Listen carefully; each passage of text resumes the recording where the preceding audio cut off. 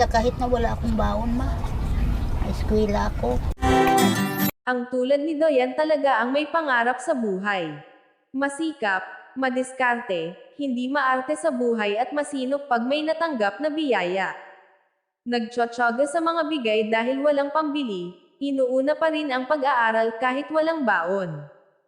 Jan Stock Vlog ang inyong ka-cute magbibigay muli ng mixing reaction tungkol kay Doyan.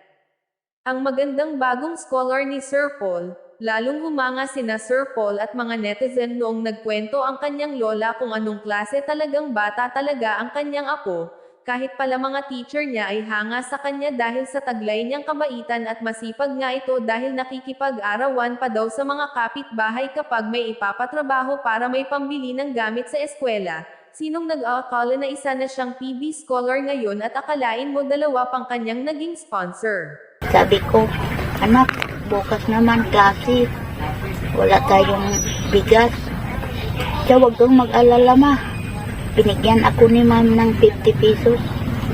Bili natin to ng bigas. Yun, matutupbahay namin kung magbrigada. Sabi niya, ako na lang magbrigada doon. Bigyan siya ng 300. Sige ko, wag ka muna, anak, pumasok. Sa bakit? Wala kang baon. Sa kahit na wala akong baon, ma. Eskwela ako. Eskwela siya. Yun, diyan humanga yung mga teacher dahil ganito ang sitwasyon namin. Kahit isang bisis lang, wala siyang absent. Peace.